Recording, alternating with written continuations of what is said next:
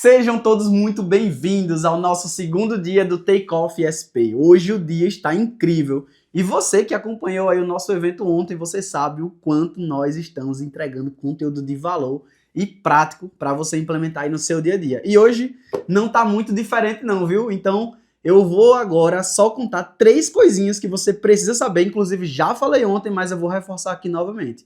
A primeira delas é, no chat estará um link que vai ficar fixo e você vai precisar clicar nesse link para confirmar a sua participação. Por quê? Quando você confirma a sua participação, nós disponibilizaremos um certificado para você de participação, desde que você tenha 50% de participação em todas as palestras que estão no Takeoff SP, ok? O segundo é que você precisa acompanhar o nosso grupo do Takeoff SP, o nosso grupo do WhatsApp que você faz parte, porque lá estarão todas as novidades, os avisos para você não perder nada do que está acontecendo aqui no nosso evento. E o terceiro aviso, na verdade não é nem um aviso, é um lembrete para dizer para você compartilhar, trocar ideia, comentar, dizer o que está achando aqui do Takeoff SP sem perder nada. Então, e agora, para não se prolongar tanto, vamos direto ao assunto, direto ao conteúdo que está planejado para hoje. E o conteúdo é com a Gladys. E quem é a Gladys? A Gladys, ela é sócia fundadora da Tria de Negócios. Ela tem mais de 34 anos de experiência em gestão empresarial e Master Coach pessoal e profissional. E na sua apresentação, ela vai falar sobre a jornada para a sustentabilidade que o seu provedor de internet precisa ter para ter um ano de 2025 muito melhor do que foi esse ano de 2024, obviamente. Então, segue o conteúdo, tenha uma ótima palestra, tenha um ótimo evento. É isso que nós desejamos aqui para você. Então, segue agora com Gladys.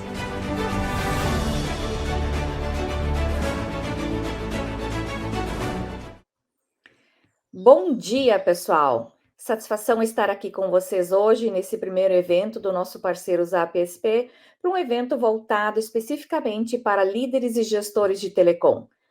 E a minha atribuição hoje aqui, o meu objetivo hoje aqui é levar um pouco de conteúdo para vocês no que tange a jornada para a sustentabilidade organizacional. O que seria isso? É levar uma metodologia simples, dividida em 8 passos, que vocês, provedores, ou qualquer provedor, independente do porte ou da região, possa seguir para qualificar a sua gestão, a sua governança organizacional, a fim de ter provedores cada vez melhor organizados, estruturados e sustentáveis. Esses projetos, eles se aplicam para provedores, reforçando, de todos os portes, de todas as regiões, e sim, é uma metodologia muito simples a ser trabalhada num sistema integrado de gestão. Primeiro tópico. Primeiro ponto a ser trabalhado, a ser qualificado, é a visão do negócio. Então, ter a clareza sobre a visão, sobre o objetivo, aonde o provedor quer chegar, é essencial. Vocês podem perguntar, mas como assim? Meu provedor já existe, eu já tenho muito claro por que eu existo. Sim, os provedores, independente do tamanho, existem e têm as suas histórias de sucesso. Agora, ter a clareza de qual é o próximo passo, aonde eu quero estar daqui a 1 ano, daqui a 2 anos, daqui a 3 anos, como eu quero estar posicionado, com que tamanho, com que rentabilidade, com que regiões de atuação, com que soluções agregando, oferecendo, como que eu vou me diferenciar no mercado. Esses são os pontos de atenção que a gente trabalha na visão, ou seja, muita clareza nos objetivos estratégicos e aonde eu quero estar e como eu quero estar e em que tempo eu quero estar. O segundo ponto que a gente trabalha é a questão do comprometimento, ou seja, o comprometimento da gestão, o comprometimento da liderança para atingir esta visão, para esse projeto estratégico. Então, isso é essencial. E para isso, novamente, a partir do momento que eu tenho clareza de aonde eu quero estar, como eu quero estar, em que tempo eu quero estar, eu consigo me comprometer, eu consigo ter clareza de quais serão as minhas atribuições, as minhas responsabilidades para este projeto. Eu vou embasar a minha tomada de decisão de forma diferente. Eu vou estar concentrando a minha energia, o meu foco para atingir aquela visão. Isso contribui de forma significativa na gestão do que eu faço no tempo, na tomada de decisões de quais as soluções que eu vou estar oferecendo, na organização dos processos internos, na organização dos times de trabalho, assim como todo o acompanhamento. Após isso, nós vamos fazer então uma avaliação da situação atual. Bom, eu já tenho clareza da visão, eu já tenho o compromisso da gerência, da liderança com esta minha visão, com estes meus objetivos estratégicos. Agora, então, eu vou fazer uma avaliação de como está a minha situação atual. Para os analistas, é como se a gente fizesse um depara, né? Então, hoje eu estou com um tamanho, com tantos clientes, com uma taxa de churn, com uma taxa de inadimplência, eu estou com um saldo positivo de clientes mensal de tanto, eu estou com uma satisfação de clientes de tanto, a minha satisfação do meu time é tanto, o meu turnover é tanto, ou seja, a minha rentabilidade é essa. Então eu passo um pente fino na minha situação atual da minha organização. E com estes resultados, com esses dados muito seguros, tá, pessoal? Muito importante ter a segurança desses dados. Eu vou traçar o caminho para onde eu quero chegar, ou seja, para a minha visão, tá? E a partir disso, então, eu vou também identificar quais são os meus pontos fortes para atingir essa visão, para atingir esses objetivos estratégicos, assim como quais são os meus pontos de atenção, os pontos de melhoria, para que eu não estava olhando e eu preciso passar a olhar. Quais são os números que até então eu não estava controlando e eu vou precisar passar a controlar? Quais são os meus objetivos estratégicos, indicadores estratégicos que eu venho, vamos dizer assim, deixando para um segundo momento, deixando para quando tiver tempo, ou pelo fato de não ter segurança se esse número está certo, se eu consigo tirar ele do sistema, ou se eu segurança desse número, eu deixo para um outro momento. E a partir desta análise, eu vou ter clareza de quais eu vou precisar olhar, quais eu vou precisar estruturar, quais eu vou precisar ajustar, certo? A partir disso, o terceiro ponto, né, nesse ponto dessa análise, vai ainda entrar a definição, então, dos objetivos. Quais vão ser os objetivos estratégicos que eu vou precisar estar trabalhando para atingir essa minha visão? Bom, eu já tenho clara a visão, eu já tenho clara a minha situação atual, eu já tenho 2 pontos muito, muito importantes.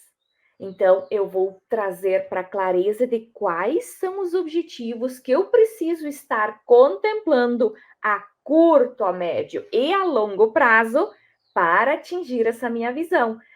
E a visão, nós sempre sugerimos, né, quando a gente trabalha com objetivos estratégicos, a gente sempre sugere fracionar ela primeiro em anos e depois você fraciona em meses. E essa semana, um diretor de um provedor, inclusive, me perguntou, ele disse, Gladys, eu não consigo imaginar como traçar uma visão na Telecom para 5 anos, porque a Telecom é muito dinâmica. Sim, a Telecom também é muito dinâmica. Agora, quando a gente fala em visão a longo prazo, são objetivos macros, não são detalhes do como fazer. São objetivos macros. Qual é a região que eu quero estar contemplando? Quais são as soluções que eu quero? Quando a gente trabalha com visão a médio e a longo prazo, a gente não fica atento, não discute o como fazer, o quem vai fazer, porque isso entra no desdobramento. Aqui agora a gente está falando de quais vão ser os objetivos, então, do ano. E depois eu vou pegar e fracionar isso por meses, ok? Depois de ter clareza nos objetivos, né, que eu quero para atingir essa visão, e lembrando, vamos dar um exemplo agora. Qual vai ser a minha visão do provedor X para 2025?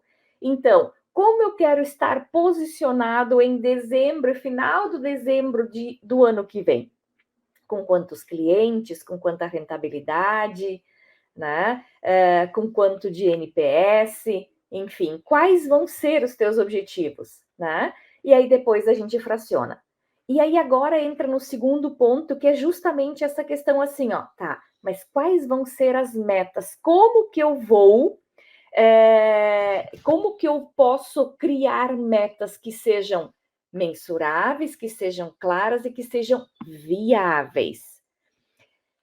Isso é um ponto bem importante, tá? As metas devem ser ousadas sempre. Agora, elas devem ser possíveis de ser realizadas. Esse é um ponto extremamente importante. Porque se a meta for muito fácil, não existe a motivação. Se a meta for impossível de ser atingida com o recurso que se tem ou que está planejado para se ter, existe o desestímulo. Agora, se a meta for ousada e a perspectiva de ter os recursos estiver no planejamento e de ciência de todos, aí sim ele é o combustível aditivado para a performance, tá? E aqui fazer um link bem importante da ordem dos fatores. Então, primeiro tem um objetivo, né? Lembrando, já temos a visão, né? Então, tendo a visão, aí eu defino o meu objetivo estratégico, aí eu defino meu indicador que eu vou usar para medir se eu estou atingindo ou em que patamar eu estou atingindo os resultados desse objetivo, e depois eu crio a meta, né? Então, primeiro ponto a visão, depois o objetivo, a forma de medir, né, a métrica ou o indicador e a meta, né? Então a meta vai determinar a velocidade para atingir o objetivo estratégico.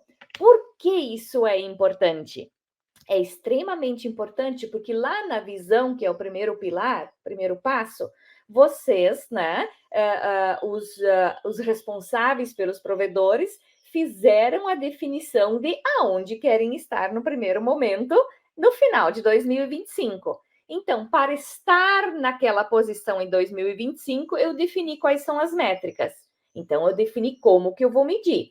A meta é o que eu preciso estar entregando para chegar nessa visão até o final do ano. Então, a meta determina a velocidade e o recurso necessário para isso.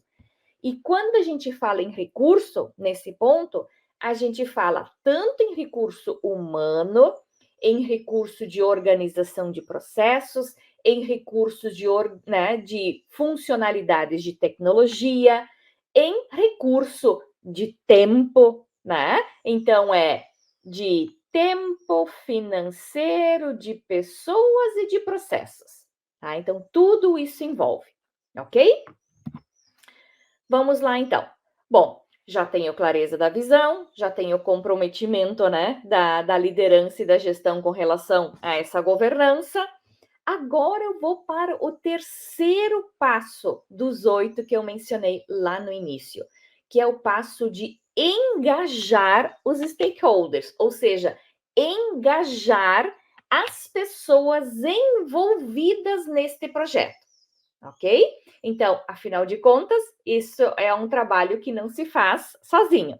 Então, a performance, a jornada da sustentabilidade, ou seja, uma performance sustentável, envolve todos os parceiros, né? Todas as pessoas envolvidas, pessoas ou empresas envolvidas nesse projeto. Então, no que tange, né, ao engajamento, então, dos stakeholders, o primeiro ponto que a gente traz é a comunicação e a colaboração. Então, para existir a colaboração, precisa primeiro ter existido a comunicação. Então, eu preciso vender a minha visão, os meus objetivos estratégicos para as pessoas envolvidas. Então, eu faço essa apresentação conforme o tamanho, conforme o perfil, conforme as características da estrutura. Eu faço a apresentação desse meu projeto, né, para esse time de envolvidos. E, a partir disso, eu passo a envolver eles na estrutura dos próximos passos, né? É óbvio que a liderança já esteve envolvida em momentos anteriores, certo? Mas aqui a gente está falando de todo o grupo e muitas vezes até parceiros de negócio, tá? Segundo ponto é a cultura desta empresa. Um dos pontos, assim, extremamente relevantes e que são essenciais para ambientes com aumento de performance,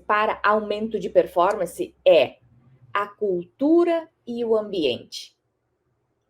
A cultura, o que é? Né? A gente sempre fala, tem diversas definições, assim, né? Cultura é o que você faz quando ninguém está vendo, né? É como você se comporta quando não tem um líder ou um gestor por perto. Mas a cultura nada mais é, né? Ela é definida pelas diretrizes da empresa. Então, qual é a cultura desta empresa? Como deve ser o comportamento? Como as pessoas são engajadas? Quais são as oportunidades para as pessoas? Quais são as políticas?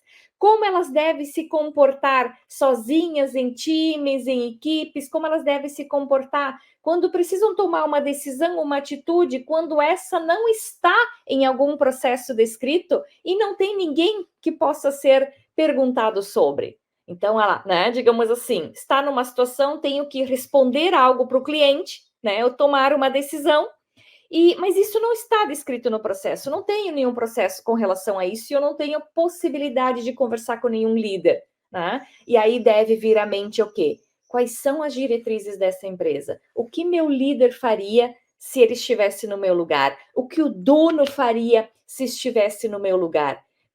Quais são as diretrizes lá na missão, na visão? Quais são os valores desse negócio? Que são o alicerce do provedor, né? São o alicerce do negócio. E aí sim, com base nisso, a pessoa se sente segura para tomar a decisão, certo? Então, ter uma cultura, né, organizacional sustentável é extremamente importante. A palavra sustentável, ela é extremamente utilizada e por muitas vezes também questionado sobre o seu conceito. O que é algo sustentável? Alguém pode responder que seja sustentável financeiramente, mas é financeiramente, mas não é só financeiramente. Algo sustentável é aquilo que é possível, viável, recomendado conforme as diretrizes daquela empresa, que não vai contra as diretrizes da empresa. E o que são as diretrizes organizacionais? A missão, a visão e os valores. E dentro da visão, a gente ainda abre os objetivos estratégicos. Então, tudo que não for conflitar com isso está adequado à cultura. Tudo que conflitar em algum ponto não faz parte da cultura desta empresa e precisa ser ajustado, precisa ser conversado, precisa ser clareado, ok? O terceiro ponto é a estrutura organizacional clara. O que a gente traz aqui?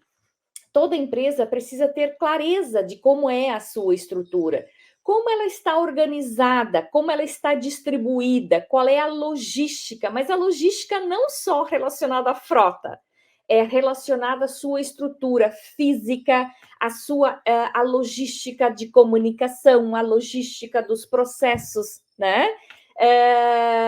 Toda a estrutura, então, é o desenho, é o mapa, a estrutura organizacional. É um organograma institucional, um organograma de processos, é um organograma funcional, porque as pessoas precisam se enxergar naquela organização, precisam enxergar a organização como um todo, como ela se comporta, como ela se comunica, o que está ligado a quem e por quê, né? e aonde os processos estão, onde estão os líderes, os responsáveis desses processos e que se comunicam com quem, tá? Então, ter uma estrutura organizacional clara é essencial. Na verdade, preciso dizer para vocês que até então, e olha, né, tenho 34 anos de expertise, de estar atuando nesses projetos, e eu vou dizer para vocês que não me deparei ainda com nenhum provedor, né, ou outra empresa que seja, que tivesse performance, ou seja, números saudáveis e números melhores a cada período, que não tivessem clareza da sua estrutura organizacional, porque ela é essencial para as pessoas, especialmente para o time, poder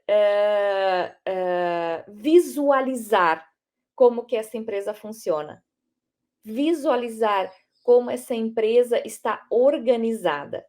E, inclusive, na bandeira, na nossa bandeira, está escrito ordem e progresso. Não existe progresso sustentável, constante, sem a ordem. E a ordem é cada coisa no seu lugar, mas não é em qualquer lugar, é no lugar mais adequado para atingir aquela visão. Isso é extremamente importante. Todos nós temos roupeiros e cada um coloca as suas peças em lugares diferentes. Pode colocar em lugares diferentes, porque cada um tem as suas características. E assim é uma empresa, certo? Então, isso é extremamente ordem e progresso. Só que a ordem, ela é diferente, ela é própria de cada provedor. Própria de cultura, própria de região, própria de sistema ERP que utiliza, próprio na velocidade que deseja de crescimento, própria para os seus objetivos estratégicos. E é por isso que não dá para fazer Ctrl+C, Ctrl+V de um projeto para o outro, porque cada um tem suas particularidades e o seu modo operante. E o quarto item aqui, ainda no que tange ao engajamento, né? Feedbacks e PDI. Ou seja, uma vez tendo comunicado, tendo clareza, né, tendo uma cultura, um ambiente favorável à sustentabilidade organizacional, certo? Eu preciso constantemente estar acompanhando e trabalhando com feedbacks. Trabalhar feedback é dar e receber. Eu preciso saber o que é feedback e como administrar feedbacks saudáveis, né? E eu preciso estar preparado para receber feedback e ter a consciência, né? Ter a condição, o conhecimento de saber que da mesma forma eu tenho o compromisso de dar os feedbacks e que da mesma forma outra pessoa tem que estar preparada para recebê-los, ou seja, eu preciso ter ambientes e metodologia para isso. Então, trabalhar feedbacks constantes e a cada feedback precisa estar atrelado a um plano de desenvolvimento, porque os feedbacks positivos, eles também requerem continuidade, aumento de performance. Então, eu vou elogiar alguém por algum resultado que ele conquistou, alguma atividade diferente que ele executou e que me fez trazer um resultado melhor. E a partir disso, eu vou construir com esta pessoa quais vão ser os próximos passos para que ainda haja a manutenção ou a melhoria desta performance. A um contraponto, toda vez que eu tiver que fazer um ajuste de rota com alguém, eu preciso conversar sobre isso, trazer essa clareza, chamando as diretrizes, trazendo de novo os nossos objetivos estratégicos, trazendo essa cultura da empresa e de como a nossa estrutura organizacional está organizada, e com ela construir quais são as adequações que precisam ser feitas. Por isso que se chama plano de desenvolvimento individual. Ele é individual. Então, a partir daí, com essa pessoa, eu vou construir quais são, ou se é um hábito, né? ou se é um comportamento que precisa ser trabalhado e desenvolvido, ou se é conhecimento técnico que precisa ser trabalhado, né? Ou se é uma maturidade emocional, uma competência emocional que precisa ser trabalhada. Então, o que for necessário, né, vai ser construído um PDI, né, um plano de desenvolvimento individual com essa pessoa para ser desenvolvido no período seguinte, aonde eu, como líder desta pessoa, sou corresponsável para que ela tenha condições, recursos para estar se desenvolvendo para o nosso projeto. Todos os PDIs, eles têm um objetivo de aumentar a satisfação, de aumentar a energia, de aumentar a eficiência operacional, de aumentar a performance, certo? Então, isso é extremamente importante que os diretores aqui de provedores que estão participando tenham esta clareza da relevância e importância dessa ferramenta. Então, ela serve com este propósito. Ok? Próximo passo, então. Bom, retomando, o primeiro passo foi a visão, o segundo passo foi o compromisso, né, com a governança, o terceiro passo foi o engajamento. Agora a gente vai falar do quarto passo, de 8, que fala sobre o desenvolvimento dessas estratégias. Bom, eu tenho já clareza de quais são meus objetivos, certo? Que era um dos pontos anteriores que a gente trabalhou. Primeiro eu tenho a visão, depois eu tenho meus objetivos. Agora eu vou trabalhar quais são as estratégias, eu vou envolver o meu time, quais são as estratégias que eu vou utilizar para atingir aquele objetivo ou aqueles objetivos que eu tenho sob minha responsabilidade, tá? E aqui vai uma sugestão de tópicos, então, para serem feitos. Primeiro, né, eu tenho que fazer um plano de ação para isso. Pensem, lembrem da parábola do afia machado. Primeiro a gente afia o machado, a gente não sai cortando lenha, né, sem antes planejar. Gladys, dinâmica é muito telecom, não dá tempo para planejar, eu tenho que sair fazendo. Dá tempo para planejar, sim. Nós não estamos falando aqui planejamento de dias, de semanas e de meses, não. A gente está falando de uma agenda e nós até muitas vezes recomendamos, dependendo da situação, a reunião semanal, a reunião, né, de alinhamento com o time quinzenal. Faça de em pé. Olha o exemplo da foto até que eu coloquei. São 15, 20 minutos, meia hora. Gente, quando a gente tem clareza de propósito, quando a gente tem clareza dos papéis, quando a gente tem clareza da estrutura, quando a gente tem clareza dos processos, das metas, das métricas e das metas, trabalhar o desenvolvimento de estratégias e avaliação de resultados, ele se torna muito mais fácil e mais objetivo. Então, reúne as pessoas, um projeto de cada vez, um objetivo de cada mês e vamos elaborar um plano de ação, né? Traga para o time quais são os recursos que a gente tem, né? Que tempo que a gente tem, como é que esse projeto vai ser avaliado, que tempo que a gente tem, né? E faça um brainstorming para elaborar um plano de trabalho. E aqui um ponto bem importante. Sempre quando a gente trabalha com desenvolvimento de estratégias, uma sugestão da tríade é a seguinte: elabore o trabalho com o recurso que você tem. E estique e perceba, faça uma reflexão muito profunda, né? Muito profunda para conseguir chegar na resposta de até onde você consegue entregar com o recurso que você tem. Lembrando novamente que nós falamos antes: recurso tempo, recurso financeiro, recurso de pessoas, recurso de sistemas, recurso de infraestrutura, ou até outros recursos, dependendo do projeto que você está atuando, tá? Então, trabalhar com o recurso, explore ao máximo a eficiência daquilo que você já tem. Isso diferencia um líder e um gestor. Isso faz com que, né, sabe aquela coisa assim, ó, como que eu avalio o valor de um gestor? É o quanto ele consegue agregar de eficiência com o recurso que ele tem. Fica com essa dica bem importante, tá? E a partir disso, elabore um plano de trabalho.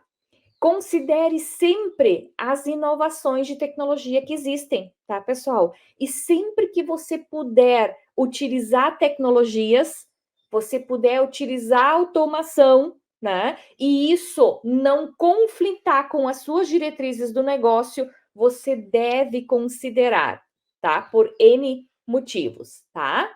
Assim como também você pode procurar, né? Você pode trocar uma ideia, né, com o time, com parceiros de negócios, ou buscar quais são as melhores práticas que o mercado já tem trabalhado com relação a isso.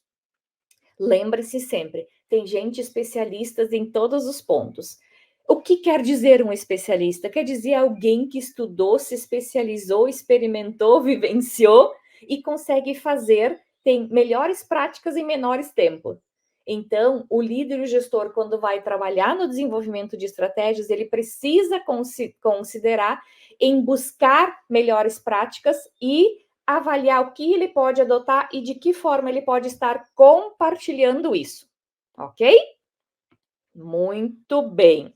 Então, agora a gente vai para o quinto item de 8, que é, depois então que eu já defini, né, eu já trabalhei no desenvolvimento dessas estratégias, eu tenho que implementar essas estratégias.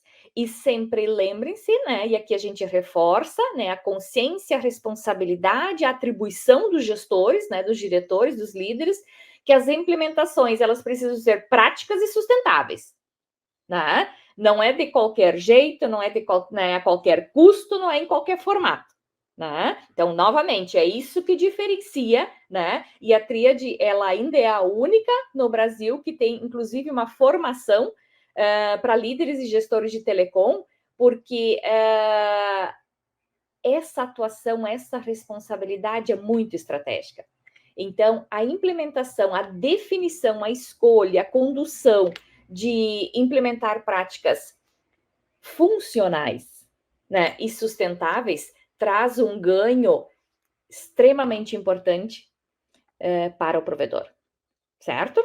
Então, aqui eu quero chamar a atenção para 2 itens. O primeiro item é a gestão de performance dentro dessa implementação e o outro é a controladoria. Por quê? Existem outros itens, mas esses 2 são essenciais, é o que eu quero trabalhar com vocês aqui hoje nesse tempo.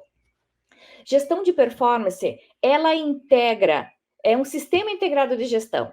Ou seja, então todas as ações que você definiu lá no seu plano para serem executadas, para atingir os objetivos estratégicos definidos, para atingir a visão definida lá no passo 1, eles devem ser sustentáveis. Mas o que significa isso? Eu tenho que sistema integrado de gestão. Eu tenho que olhar o provedor sempre como um todo. Eu não posso identificar ou executar uma ação lá no suporte que vai impactar na venda, que vai impactar no financeiro, que vai impactar no NOC, que vai impactar no operacional. Não, mas eu estou resolvendo o problema do suporte, eu vou resolver o meu problema, né? É o meu objetivo estratégico. Não. A gente precisa olhar o provedor sempre como um todo. Então, as práticas, elas precisam ser integradas e sustentáveis. Então, é olhar o todo do provedor, por isso que é tão importante ter clareza da estrutura organizacional que a gente trouxe lá no início, tá?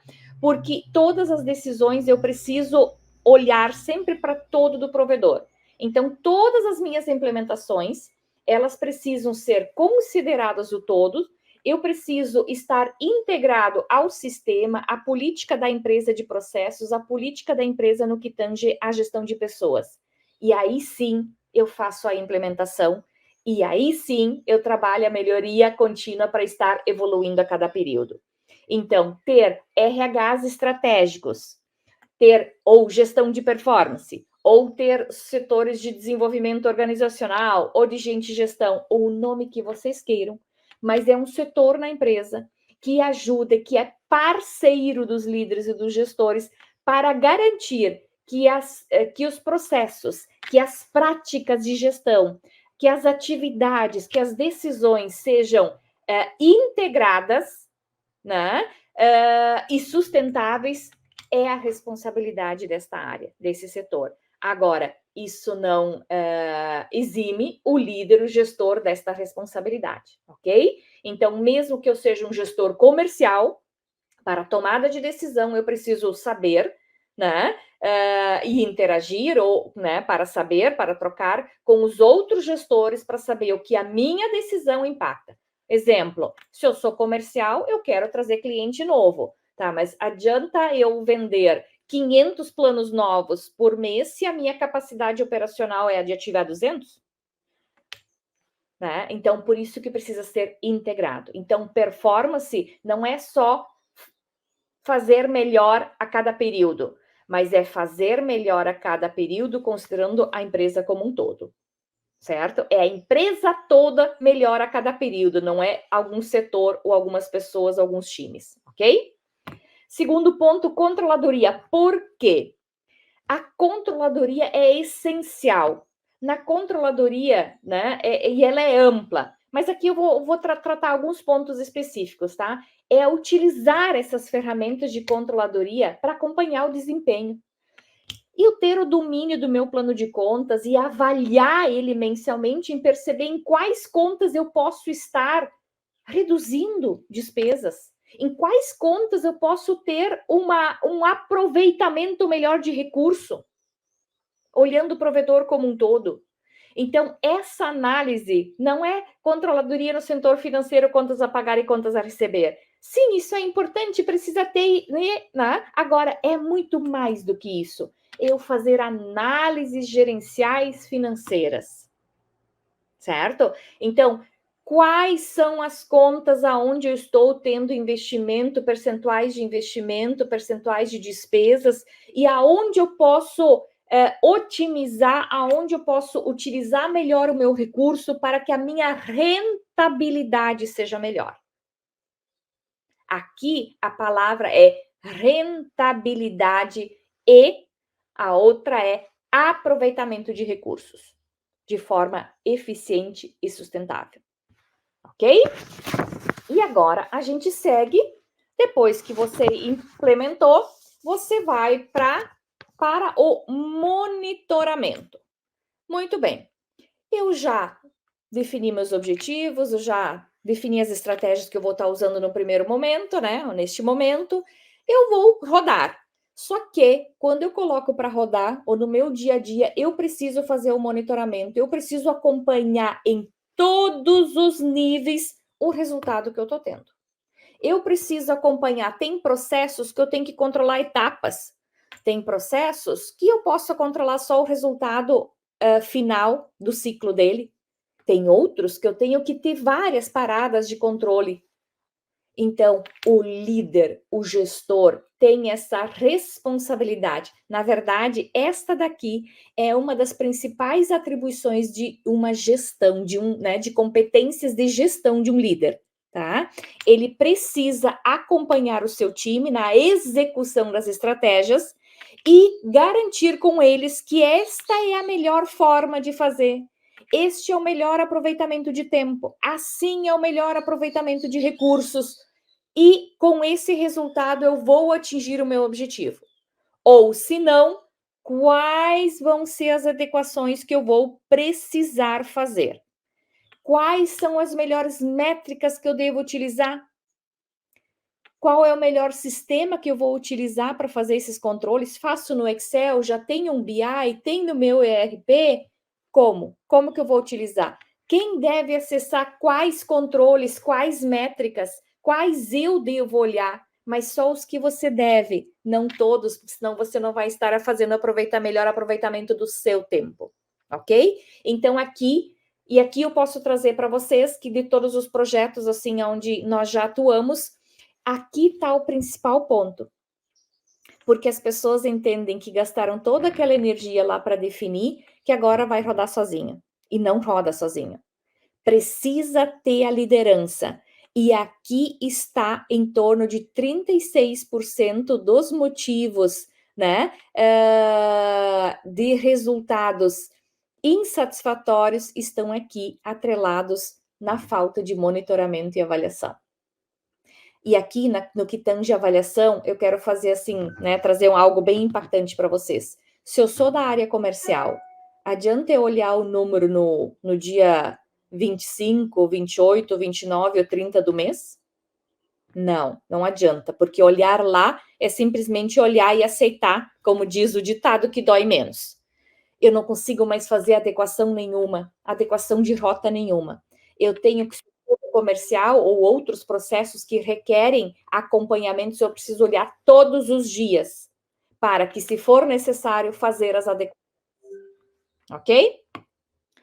E agora, depois então que eu faço esse monitoramento, eu tenho o trabalho de fazer a melhoria contínua. Isso é uma cultura, gente. A cultura de um sistema para analisar os resultados com frequência, e aí eu tenho a consciência de quais eu tenho que olhar todo dia, quais toda semana, quais quinzenal e quais mensais ou quais trimestrais, enfim. Isso está lá na governança, né? Na governança está lá quais que eu tenho que olhar e em que periodicidade, certo?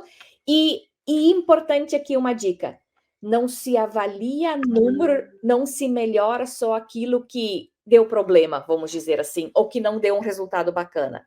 Não. A melhoria contínua, ela está presente em 2 pilares.